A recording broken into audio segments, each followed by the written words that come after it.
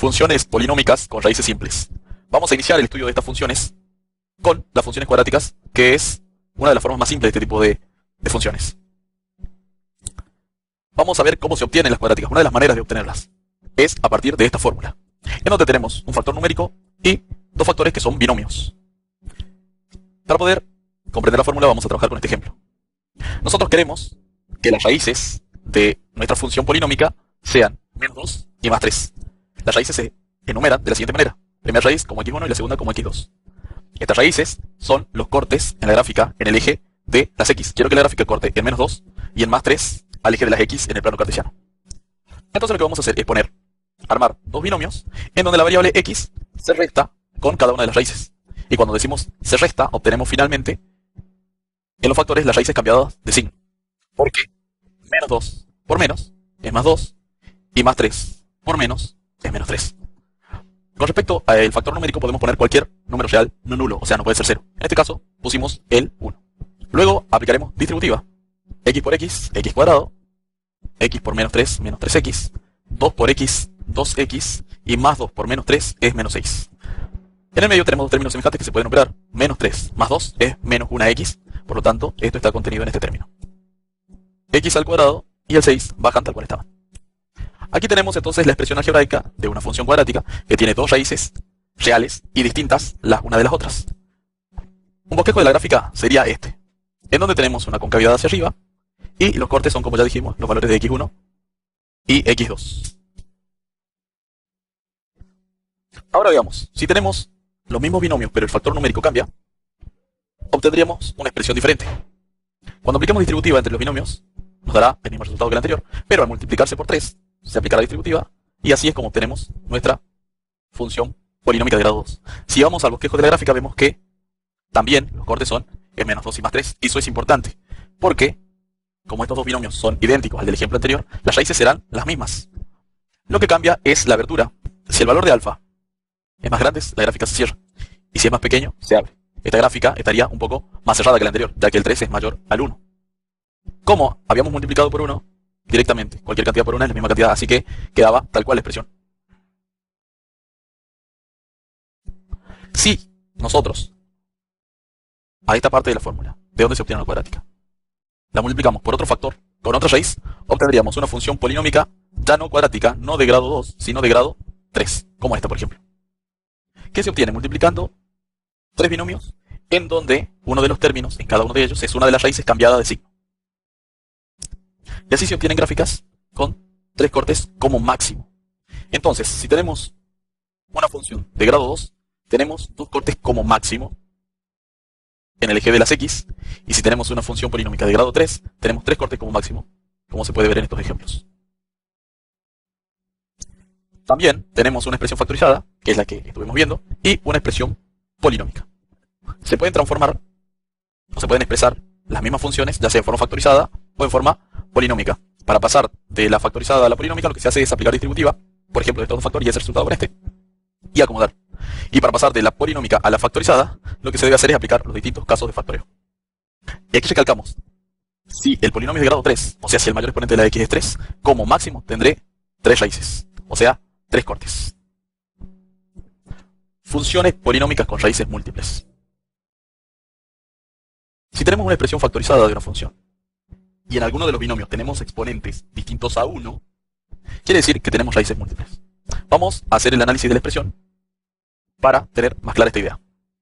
X más 1 al cuadrado significa que tenemos x más 1 por x más 1, ya que una cantidad es elevada al cuadrado cuando es multiplicada por sí misma dos veces.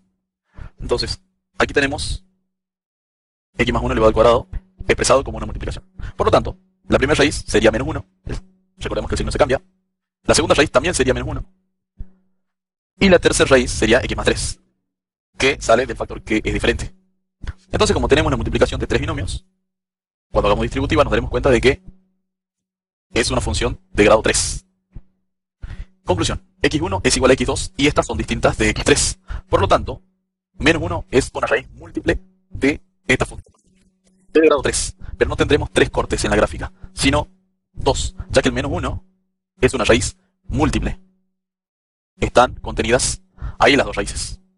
Vemos otro ejemplo en donde tengo una raíz triple, ya que x más 1 al cubo significa x más 1 por x más 1 por x más 1. Y x menos 3 al cuadrado significa x menos 3 por x menos 3. Entonces, esta expresión es equivalente a esta, y esta equivalente a esta. Por lo tanto, tenemos una función de grado 5. Se podría haber obtenido ese grado sumando los exponentes 3 más 2, 5. Pero vemos que tenemos una raíz triple y una doble. O sea que vamos a tener solo 2 cortes en la gráfica, y no 5. Ahora, vamos a ver algo que es sumamente importante. Cuando tengo un binomio con exponente par, la raíz que salga de ahí me indicará que la función a la izquierda y a la derecha tienen el mismo signo. Esto quiere decir que los valores de y, tanto a la izquierda como a la derecha, van a ser negativos en este caso. Si tengo exponente 1, a la izquierda de la raíz voy a tener valores de y negativos, y a la derecha voy a tener valores de y positivos. O sea que el signo de la función a la izquierda de la raíz es negativo y a la derecha positivo. Si tengo un binomio con un exponente impar, la raíz que obtenemos de ese binomio, que en este caso es menos 1, tendrá a la izquierda valores de la función negativos y a la derecha positivos.